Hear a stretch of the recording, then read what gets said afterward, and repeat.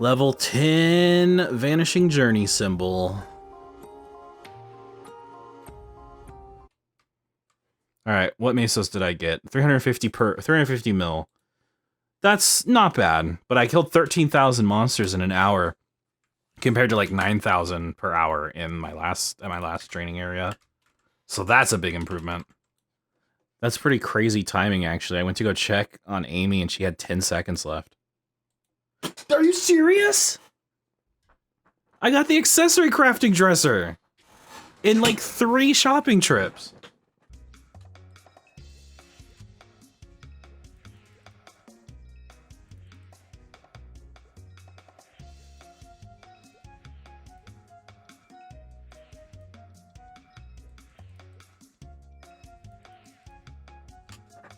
Well, I kind of wasn't expecting that to get to legendary with those trash cubes, but we take that? I'm gonna have to roll this for actual stat at some point, though. Why is it so hard to roll 2-line strength? You know what I'm saying? Like, yeah, hell yeah. 9% strength and 6% all stats? Come on, dude. 12% strength and 6% all stats? I think I'm just gonna go ahead and settle for that. Level 239.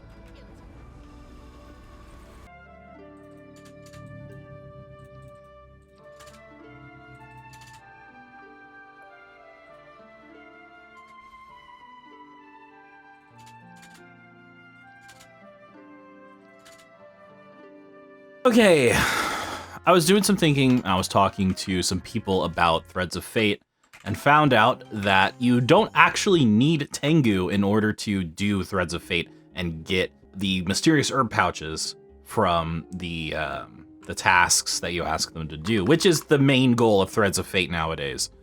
I guess the iframe and stuff is kind of useful too, but not really for a paladin.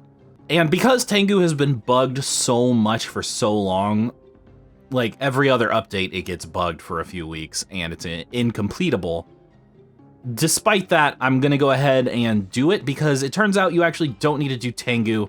You can do it with just, as long as you have 2 characters to raise your closeness with, or whatever it is, then you can get the mysterious herb pouches. So I'm gonna go ahead and do Threads of Fate now and start working on collecting a lot of those, because now that I'm grinding, and just because it's a good idea to start doing it as soon as possible, I need to get as many juniper berry seed oils and hyssop flower oils.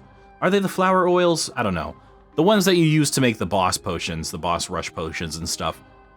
It's just a good idea to start doing that as soon as possible. So I'm gonna go ahead and do that right now, and then I will be able to start collecting mysterious herb pouches. Can I be done with this quest line? You know what I'm saying? Like, No. oh, okay. Sorry. I can't use Threads of Fate because I haven't done the whole quest line. God damn it.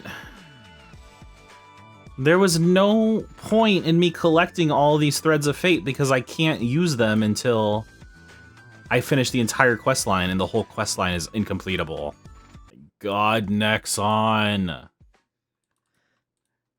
Whoa, Typhoon Growth Potion? Whoa, hold on. I didn't know I got a Typhoon Growth Potion from Togain Head Hero. Well, I guess I'm going to use this now because...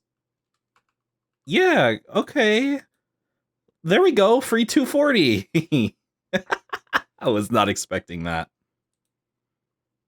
So, as you saw in that last clip, I got a free growth potion that I was not expecting to get. I guess I didn't read the patch notes for the Togain Head Hero event very closely because I really thought that there was nothing of value in that event. Glad I kept doing it because I would have missed out on it, but that boosted me up to level 240, which makes things a little easier. It saves me about 2 totems or so, and after like a rough calculation, I'm probably gonna need a little over, somewhere between 30 and 40 more totems to reach level 250, but I'm definitely not gonna have access to that many totems anytime soon.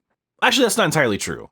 By the end of this month, by the start of November, I actually will get 15 extra on top of the 15 more I have now. So actually, forget that. I will have access to plenty of totems by the end of the month. So there you go. Anyway, I just wanted to do a quick check-in for where I'm at now that I'm at level 240. I'll probably do this again in a few levels, not really entirely sure when, but there were a couple things I wanted to talk about real quick. I did Threads of Fate, and there's good news and bad news. The good news is doing Threads of Fate up to Tengu and not actually clearing Tengu, because Tengu's always broken, is still more than sufficient to allow you to start collecting herbs. You can just, in my case, I'm just doing Takeno and Kurama. Those two are the ones that I'm going to use to re-roll the herb gather thing whenever I get their closeness up to 50. And then I guess that's really all you need. Just so happens that Takeno and Kurama happen to be two of the easiest ones to gift items to. Kurama needs arrows, and Takeno needs some specific potions that you can buy in shops, or in my case, just give her a bunch of elixirs. So that's actually pretty convenient. But the bad news is, unless you can clear Tengu and do the entire quest line, you can't use these Threads of Fate items. So me spending 3 weeks collecting these instead of just doing the Threads of Fate was kind of a huge waste of time. I didn't realize this. So it's very fun that Nexon keeps breaking Tengu, because then I don't get to do it, and all of these Threads of Fates items that I have are completely wasted. I'm going to go ahead and be optimistic and say that this week's update is going to fix Tengu, and I can finish the whole thing, and then I can use these Threads of Fate on Takeno and Kurama. That would be best case scenario, or I guess best case scenario considering what we already have going on right now, which is a broken Tengu. I was doing research on Tengu, and apparently that boss has been broken on and off for years. Literally years. So that's fun. If you're able to do Tengu, consider yourself lucky, because most of the time it seems to be broken. All right, next thing to talk about. Familiars. I started working on getting familiars. I didn't really ever mention this, but about a level ago, I think, I might have been even 238. I don't remember. At some point, I pushed to get my character strong enough through normal damage, the Togain Hair Hero skill that gives you extra damage against normal enemies, etc. And now I'm training at MTS2. This is actually the same map that I trained at on my Mihail and Bera around this level range. But it's proving to be really good. It's actually better experience than this map, which sucks. And it's also about 50% more mobs per hour. Okay, that might be a little bit of an exaggeration. We'll say 30%. So here, I was getting less than 10,000 mobs per hour, somewhere between 9,000 and 10,000. Here at MTS2, I'm getting 12 to 13,000 kills an hour. And that's huge. That's already way better. So that alone is enough of a reason to make me want to grind in Esfera. But also, and this is really the most important thing, is the familiars. I have already, at this point, gone through, I think, 4 epic familiars, 4 epic Aranyas that have not had any valuable lines yet. I'm not really entirely sure what I'm looking for. I believe I'm looking for large drop and or IED/boss damage. And honestly, probably HP recovery as well. So there are a few lines I'm looking for, and right now, Aranyas are my best choice. So being able to finally collect familiars has been very helpful, because I feel as though I'm making more progress. And as I collect a lot of excess familiars, and get access to more familiar essence, I will never want for familiar essence, which means I will pretty much have 24/7 uptime on my familiars. The only reason I don't have familiar essence or the points to buy them right now is because I've been spending all of my familiars trying to get better epics. But for now, I'll probably just go ahead and use these. So this is 945. I'm going to keep that epic. Actually, it doesn't really matter. There's a lot of little benefits, and eventually, over time, the big benefits of having good familiars. So that's what's going on right now. Let me just go ahead and I'll finish extracting all of these, just so I can have the familiar points. There are a few other little things I wanted to talk about real quick. I bought a 40-slot recipe bag, and I think that was it. I bought a 40-slot recipe bag and a 40-slot something else, I think. But I've just been every so often going through my characters and making sure that their inventories are clean and they have enough bags to hold all the stuff that's necessary. I don't know if I'm going to put this in the video, but I had a little bit of a rant yesterday because I got really mad at surprise style boxes in Reboot. But my point is, in regular servers, which is what the system's designed for, if you want a specific item, like I was really pissed off because I really wanted the Splendid Debut overall. Okay, the game crashed. Oh my god, I love this game. So, I got really pissed off because I was really excited to get the Splendid Debut overall, and I spent $150 and didn't get it, which is really fucking annoying. Because look how good it looks. Anyway, that is a less angry version of the actual rant that I recorded, so there you go. So anyway, surprise style boxes in Reboot suck, and the system is really bad. But I don't know why I never see anybody complain about... Oh, hi. I don't know why I never see anybody complain about this system, but it does suck. You're paying so much. It's a very expensive system, and I don't know why nobody complains about it more. Anyway, I'm going to stop complaining about it now, and I need to figure out what else I was going to talk about. Oh, I have to do Celis pre-quests, so I'm going to do that. My custom title should be the one with the... Oh, wow, Miss Custom Title out here. Yep. Must be nice. Oh, that was another thing I was mad about. I didn't get a custom title. And I'm mad about it. So put that in the video. Hey guys, so I was doing some thinking. Right now I am kind of flipping Maple points for Mesos just because actually could buy, no, I couldn't buy 600 mil.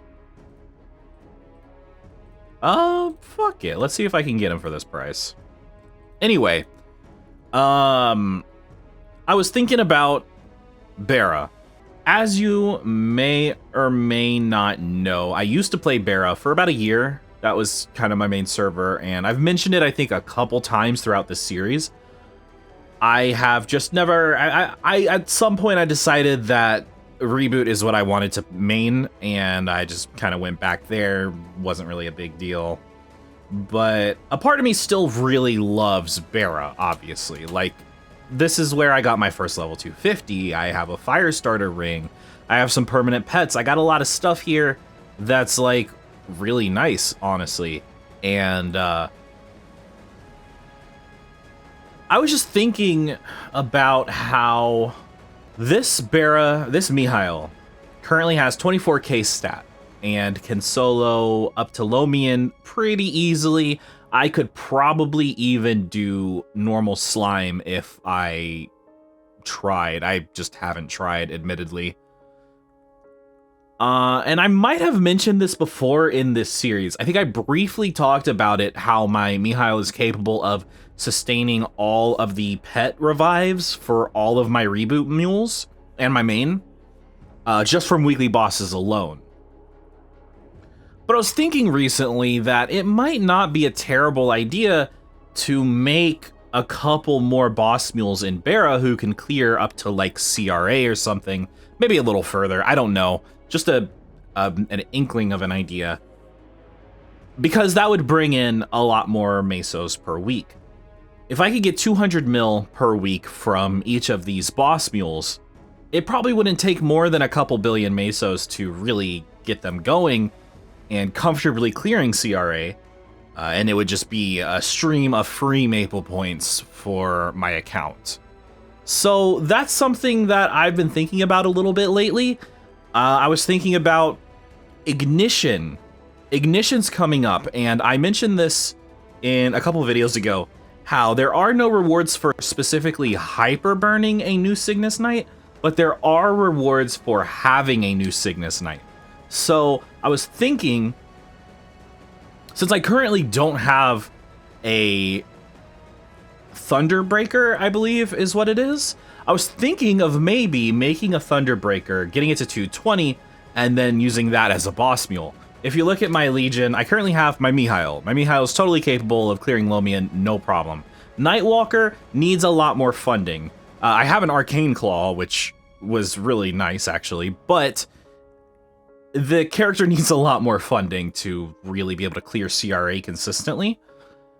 The Dark Knight also needs a lot of funding to clear CRA, but these are the three characters that I have right now. Dark Knight is kind of not high priority because I kind of want to keep them all in the Cygnus family, the Cygnus branch, because then they'll all have access to the Firestarter Ring, my Vac Pet, and my permanent pets.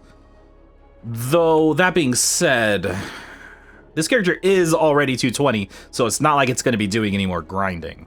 But yeah, I was thinking if I just... I don't know how much you would get from clearing up to CRA, so let's see. Let me do the math real quick here. So up to Chaos Vellum would be 170 million mesos, just about. If we add Chaos Papulatus into there, which I could easily do, probably, that brings it up to 195 mil, almost 200 mil, plus clearing Chaos Papulatus gives me the potential to get a Papulatus mark, which I believe is worth a few hundred mil. I don't think it's really worth that much. But Princess No is a really good one to clear every week on multiple characters because the secondaries are always somewhat valuable. You can get a couple million mesos out of each of those. If I were to throw a couple, like if I were to throw an Epot scroll on those, that would increase their value a little bit. Maybe throw some cubes on it. I don't know. I'm just thinking. But basically, if I clear up to Chaos Papulatus and everything below it, I will easily clear 200 mil a week per character. And currently, I need to do that on... so I get 300 mil from my Mihail for 6. So I need about 3 more boss mules that are CRA ready in Bara. Now, I want to make one thing clear, because I had somebody in my Discord ask me about making a boss mule in Bara. And while I think it's a great idea if you can do it, the problem is, look at where my Legion is in Bara. My Legion in Bara is further progressed than my Legion in Reboot, which is my main server. I have a ton of level 3 link skills. Actually, I don't have that many. Mercedes Evan Luminous, Phantom Arc. I mean, you know, the point is this account is kind of progressed in Bara. So it's not as easy as, okay, I play Reboot, I'm gonna go start Bara and have a CRA mule ready in a month. Because there's a lot of, like, backing support on this account that a new player wouldn't have. So I don't want to make it seem as though making a boss mule in Bara for Maple Points is a difficult thing or a super easy thing. It's somewhere in the middle. But obviously for my account, I've put a lot into Bara to get to where I'm at. So just keep your expectations reasonable if you're looking to make Bara boss mules. Unless you have 8.2k Legion, then you go crazy. You can just do whatever. I'm not gonna try to temper your expectations at all. But yeah, I don't know. I just want people to keep their expectations reasonable for what you can expect from the amount of time, effort, and money that would be required to make these boss mules. So there we go. So, I'm thinking the plan is going to be very simple, actually. My Nightwalker is... I'm going to probably get this Nightwalker to 235 at some point to get the Aspera symbol, start doing dailies on it. Dark Knight will probably just stay at 220. You really don't need to be that high level to be a CRA slash Chaos Papulatus mule. We'll just say a Chaos Papulatus mule, because that's kind of what it is.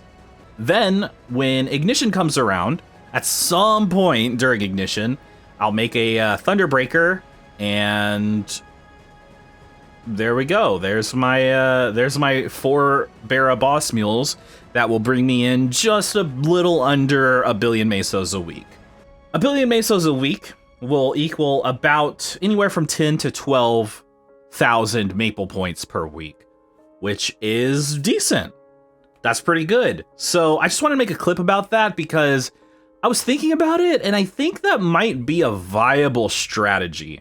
I'm going to think more about it. We'll definitely come back to this conversation at some point in the future. But for now, just know that this is something that's on my mind because I kind of want to play some Bara again, and I'm definitely not going to leave Reboot to do that. So let's see if I can make this boss mule thing work. Hey guys, so it's pretty late at night. I'm about to go to bed. I should have probably been in bed like an hour or two ago, whatever. But I wanted to make an update clip because I've done some big things today. I think it was no, it was definitely yesterday. I mentioned doing Threads of Fate, and I went and I did it.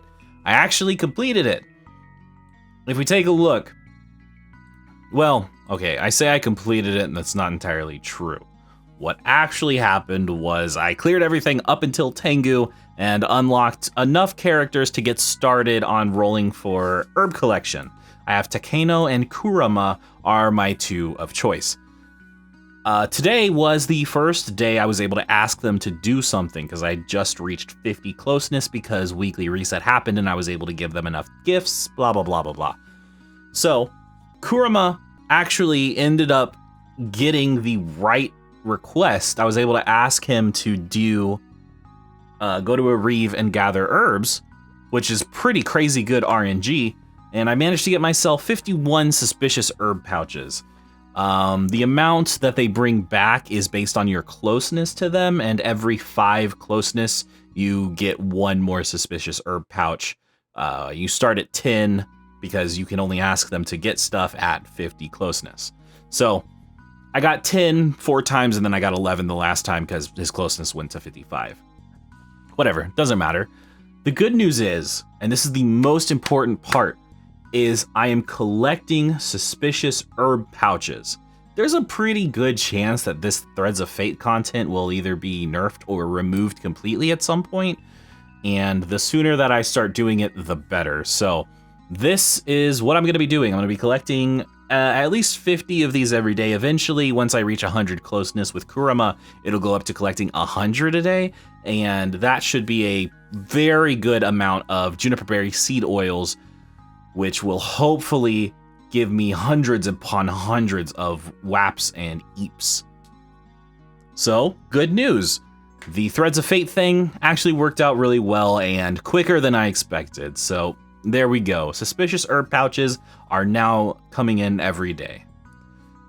I just finished another totem, and I meant to do a check-in at level 240. I think I might have recorded this earlier this morning. I don't remember. Yeah, we're gonna grind. One thing that I did think about that I wanted to update you guys on is this Magnificent Growth Potion is going to be very valuable because it'll allow me to skip level 249 and go straight to 250. So what I plan on doing is not actually getting this character all the way up to 250, but at 249, I'll stop, and then I'll get this Magnificent Growth Potion and use it on this character, putting me to 250. It's actually the exact same thing I did on my Mihail and Bara to reach 250. But that actually helps a lot because that saves me about 3 totems, which is very significant. 3, if not more. With this month's October and last month September's totems, these are September's totems, I think I'll have enough to get to the high 240s, but with November's totems, which I can pretty much buy out at the beginning of November, though I'm not 100% sure I want to do that because I do probably want some for my blaster. We'll see. If it comes down to it, I'll grind off totem. I don't have any problem doing that. I'm just trying to, you know, make the most effective use of my time. But basically, what I'm trying to say is I'll barely have enough totems to reach 249. Yeah, basically. But saving those 3 from not going all the way to 250 will make it a lot more reasonable for me to actually reach that without having to grind too much off totem. We'll see as I get closer to 250 exactly what kind of totem usage we're looking at. But I am currently doing about 3 totems per level, and I don't really see that changing at any point soon. I don't know. I really don't know. But things have been going pretty good. As you can see, we're at 11.3 billion mesos. Reset happens in a couple days. It's going to be a little while before we have a weekly reset again. That happens on the 5th. At 7 p.m. is when weekly reset happens for me, so technically a little over 2 days, a little under 2 days, 2 days, a little under 3 days, a little over 2 days, I don't know. But at that point, I will have a lot of mesos. So one other thing worth considering. So me and Cynthia and one of our friends have been running Alien PQ. We did Alien PQ today. Me and Cynthia did it yesterday.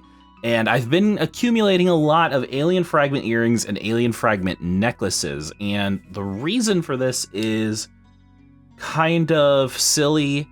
I want to have enough backup alien fragment earrings and necklaces that I can eventually 22-star them so that I can have a 22-star earring and necklace, because that would be a cool flex. That is very low priority, actually 22-starring it, but I am collecting all of the stuff required. There are a couple things that I really want to do with this character's gear in the coming days, probably pretty soon. First of all, I want to 17-star a few things, or at least 15-star these reinforced Galax earrings. I could probably just try and 17-star them. I don't know, my Star Force luck hasn't been great recently, so maybe not. I don't have access to a superior belt yet. We're still collecting Galax coins, only have 490. We need 700 in order to get a superior belt. But I want to basically, I really want to 17-star a few of my items. This black bean mark, for example. I've been doing pink bean every single day, and I just cannot get a black bean mark drop. So I'll probably just safeguard this up to 17 stars, to be honest with you, and go from there. It is also worth noting that I've been doing Commercy, so I'm accumulating Denaro, which will be useful. At some point, what I'm probably going to do with this Dominator pendant now, because the potential on it is not that great, what I'm probably going to do is just no safeguard, star it up to 16, and see if I can do it. If it booms, I'll have this backup. That's not a big deal. But the plan is to turn this alien fragment earring, or get one with a good flame, ideally.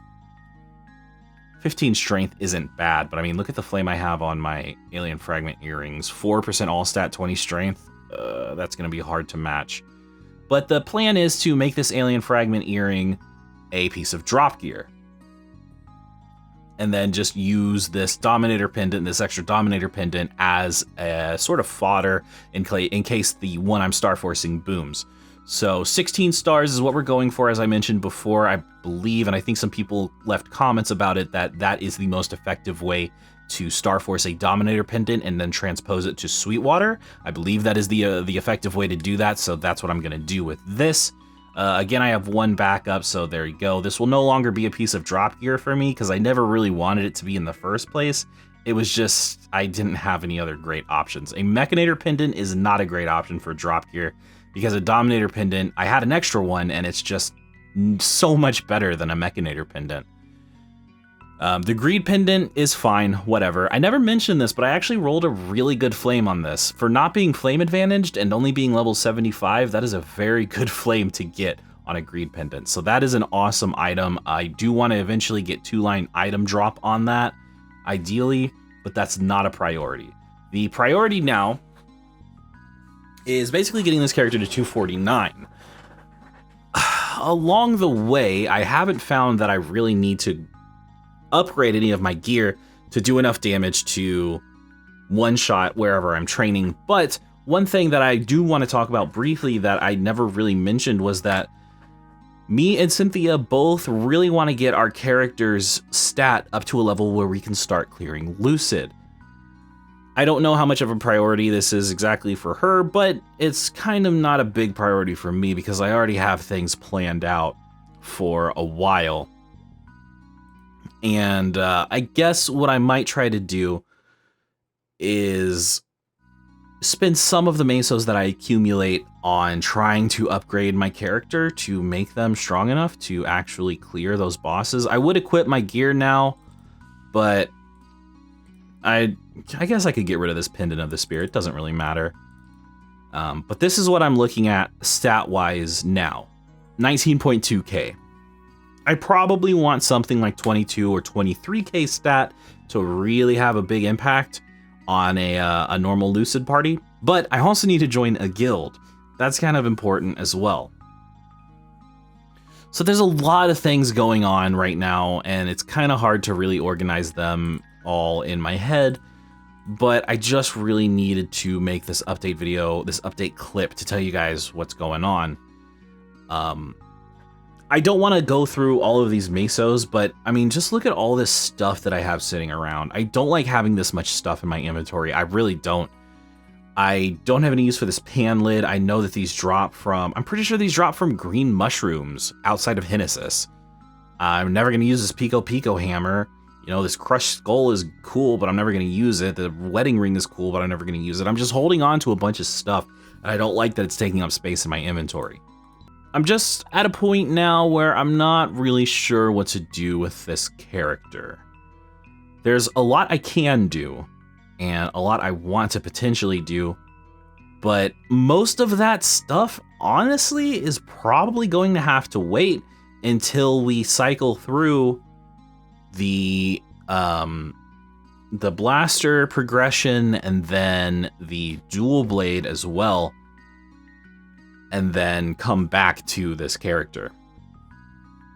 Unfortunately, that's kind of just what's probably gonna happen.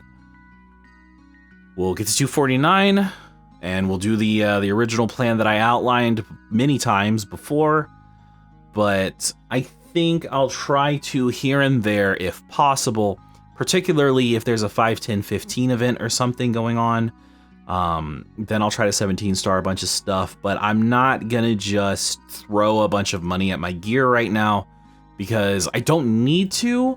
I want to so I can start working towards arcane stuff, but honestly that can kind of just wait until later. As far as item upgrades go, you know, working towards getting the Sweetwater Pendant would be a decent stat upgrade. That would be nice. And that is one thing that I want to work on. So I guess the other slot would then be a Superior. I do also definitely need to get enough strength to clear Helix. 20k would be sufficient, 21k. It would basically be about the same stat that I need to contribute to a normal Lucid party. A little less than that is what I would be shooting for Helix. So I think regardless of what happens, I should and probably will shoot for that before I move on to my blaster. So while I might not be spending all of these mesos now on this character, they might be spent in the future, or they will be spent in the future to get the upgrades that I need. But the problem that I'm sort of running into is a lack of accessibility of the gear that I'm upgrading to. I will definitely replace this condensed power crystal with a Sweetwater tattoo, assuming I can get a good enough flame on it. I guess? Do I even really want to do that? I can't think of any other face accessory that would be better, so that's probably what I'm gonna do. I need to 17 star my CRA stuff. One thing I probably need to focus on is getting my Absolab gear all to legendary. That's probably a pretty important thing to do as well. At some point, I need to look into getting real rings because all 4 of my rings right now are just drop meso gear. This Kanish treasure is something that I definitely want to upgrade. As you can see, I have 3 more fodder Kanish treasures right here, so I could probably 17 star this no problem. So that is one thing that I want to do. As far as other rings go, there's the Superior Gollix ring, which would be a 2nd ring. And beyond that, I'm not really sure what other rings I would use. But that's pretty much gonna be it. I don't really have a whole lot more to talk about. Just wanted to share some thoughts with you guys and let you know where I'm at and what my plans are. Basically, to sum it all up, before I finish leveling this character to 250 or 249, as the plan has changed slightly, I want to get her to about 22k stat, maybe 23k. I think that can actually pretty reasonably be achieved by just getting this, and this to legendary. Maybe getting a legendary face accessory, and I have no stat on this other than the flame. You know, a legendary Sweetwater pendant, hopefully a superior pendant, but I'm not counting on superior gear, to be honest with you. As far as purchasing superior gear goes, we're going to be purchasing the ones, I think we're going to be purchasing the ones that can't drop from Gollix. So that would be pendant and ring are the top priority purchases. So basically, I have a lot of ways to get this character to be stronger. My stat is actually a little inflated because of this emblem. I would like to 2-line attack potential it. I don't know how to actually say that. My rosary kind of sucks. There's plenty of things that are not great about this character's gear right now. So as far as potential to improve, there's a lot of it. I'm thinking one of the biggest things for me to do would be to probably try and push to clear Helix. So tomorrow, I'm at 19.2k stat, I think. So if I buy a few buffs like Legion buff, guild pots, I don't have any access to guild buffs. I don't know what I'm talking about. You know, if I use my buff potions, maybe a boss rush potion or something, some way, somehow, I'll get enough attack power to contribute heavily to clearing Helix, and I'll see if that's something that I can start doing every day, because being able to clear Helix and having access to that drop pool would be a big improvement, because if I get one lucky superior drop, that's a big improvement to this character right now. So, I have rambled a lot. We're going to get back to grinding. Tomorrow, I'm going to do at least 1 totem, maybe 2. I've been slacking a little more than I would like. I've only been doing 1 totem a day. I need to start doing 2 a day. But, yeah, that's about it. I've talked enough. Thank you for coming to my TED Talk. I will see you tomorrow when it is time to grind. I have 2 flames here. Let's go ahead and throw them on a pink holy cup. Wait. Do I actually want to do that? Do I want to put them on my reinforced earrings? Oh, no, I know. I want to put them on this.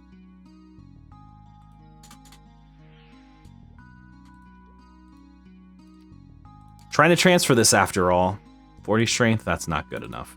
All right, I will see you guys tomorrow. It's not even just a normal humanoid. It's also like a creepy humanoid shape. He's a Titan. He's not a human. Silly. But all the other Titans look like some kind of animal, generally. Oh, level 241. Let's go. Let's go. True Arachnid Reflection is really contributing very little to my mobbing capabilities. 3.5% damage contribution. Heaven's Hammer is over 25%. Hammers of the Righteous is over 25%. Mighty Mjolnir is 13%. But I did make 443 million mesos in an hour. That is pretty good.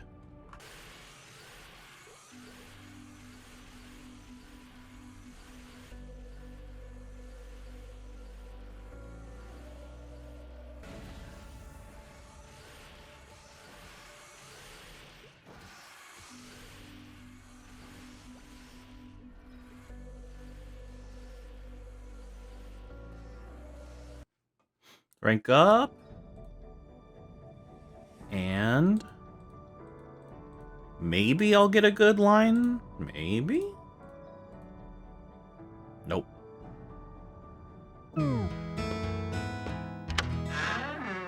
Alright, I have good news. After this last update, they fixed Tengu, and I finally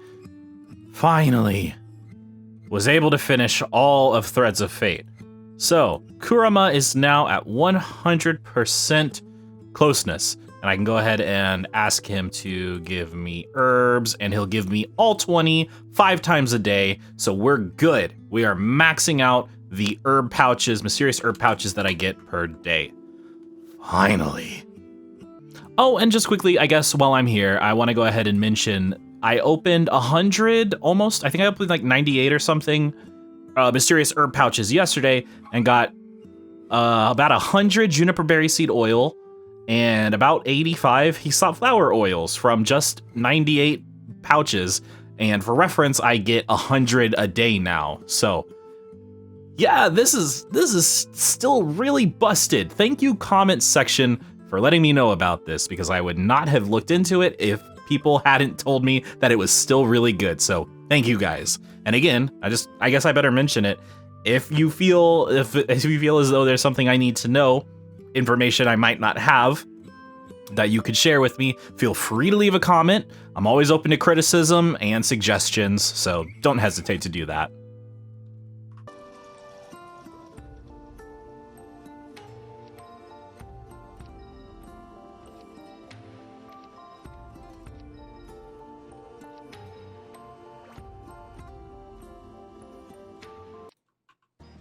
One level, 2 levels, 1 level, 2 levels, 3 levels. Oh, 4 levels. All right, level 193 on this class.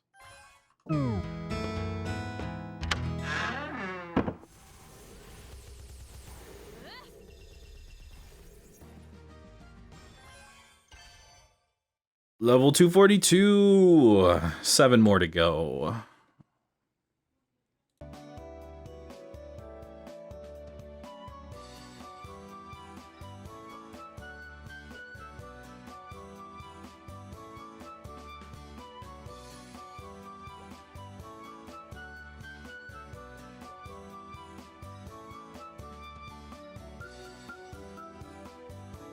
Apparently, I just fused together 2 random cup drops and got a solid upgrade on mine.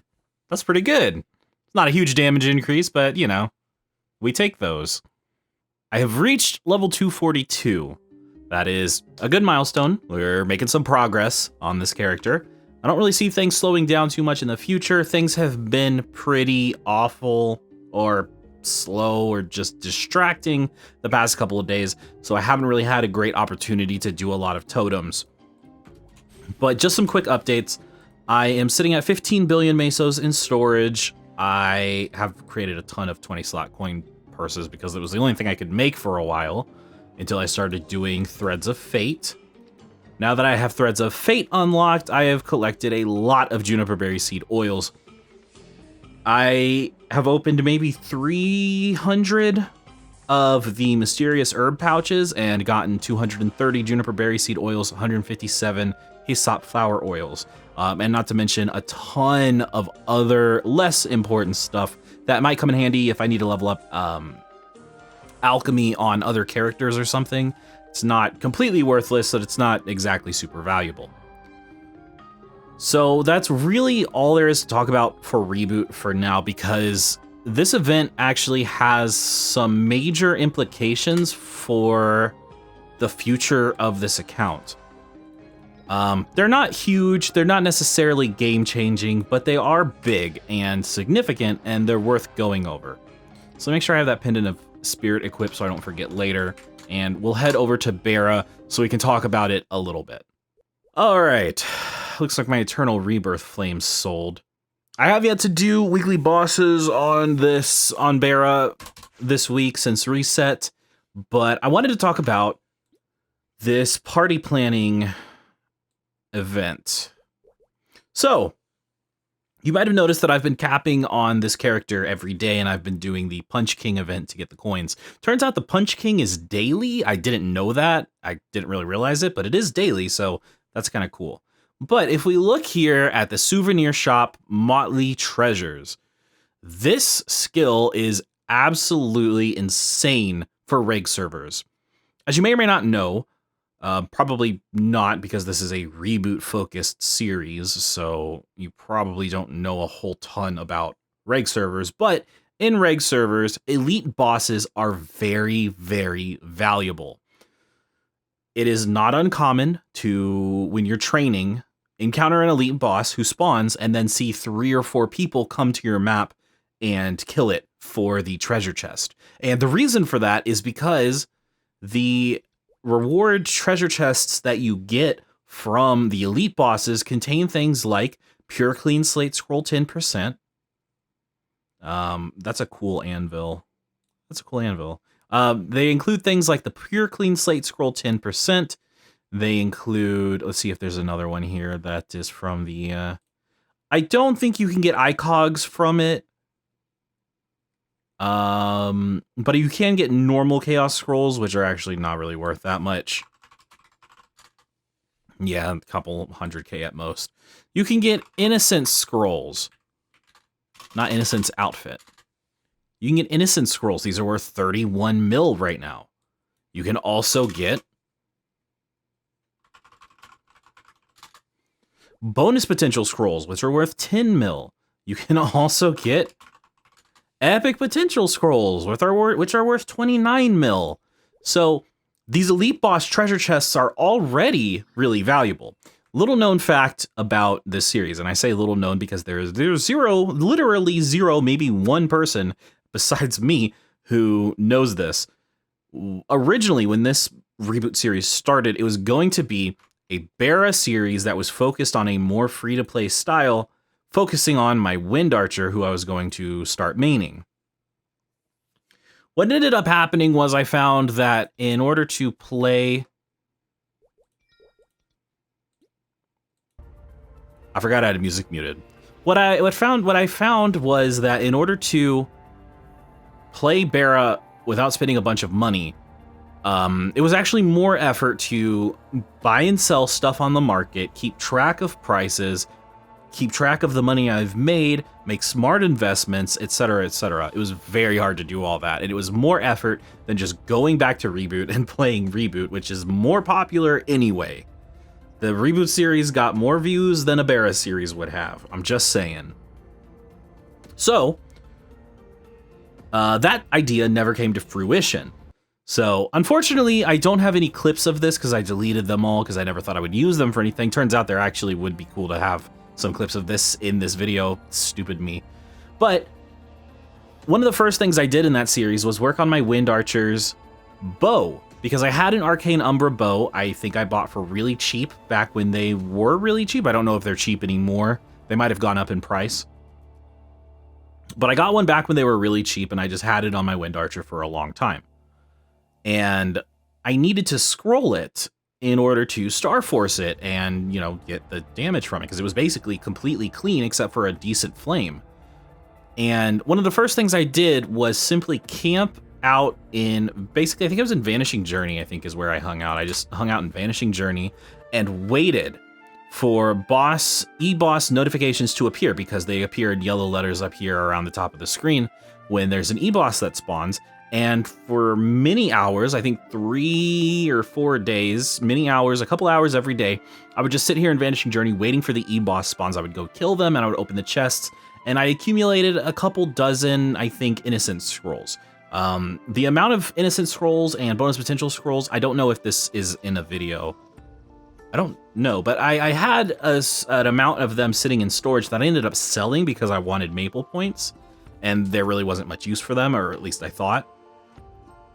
So that proved to be very valuable, a very valuable way to accumulate materials for scrolling my weapon. Because not only was I getting innocence scrolls and clean slate scrolls, which are very important for scrolling with 15%, which is what I was planning on doing, The other items that I got, the bonus potential scrolls, epic potential scrolls, and even probably some of the excess innocent scrolls, could be sold, and then those mesos could be reinvested into spell traces to use for actually scrolling the item. So effectively, I was building up a reserve of resources to scroll a bow for free.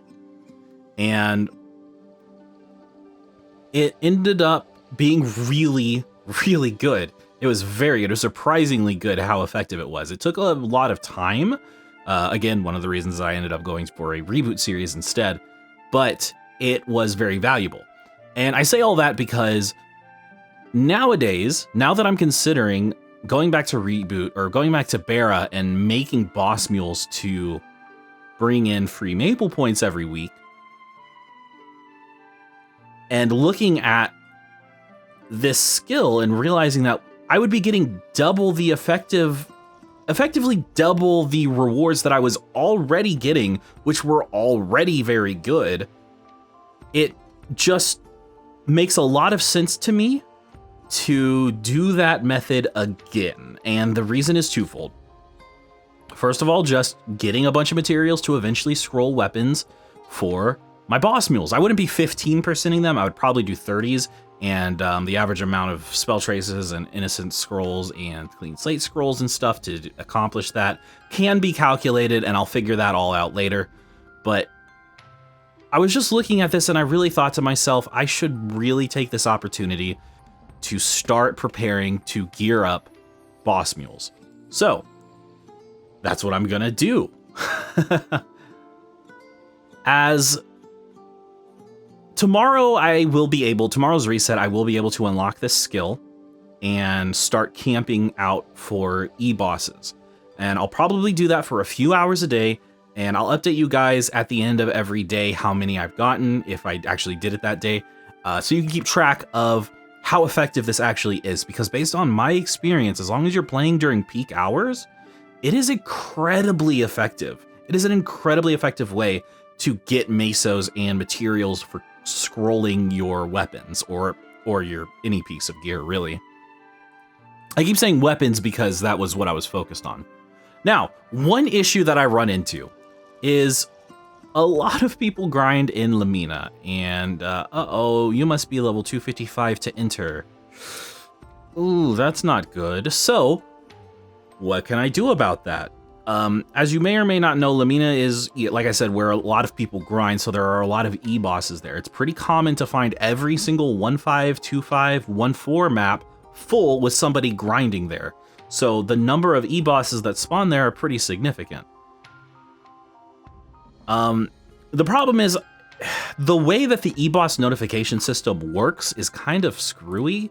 Based on my experience and what I've observed, if you change channels, and there's an e-boss, like if I were to change channels right now and just look through all the maps, I would never see a single e-boss because it doesn't update the map or notify you of an e-boss until it ticks again.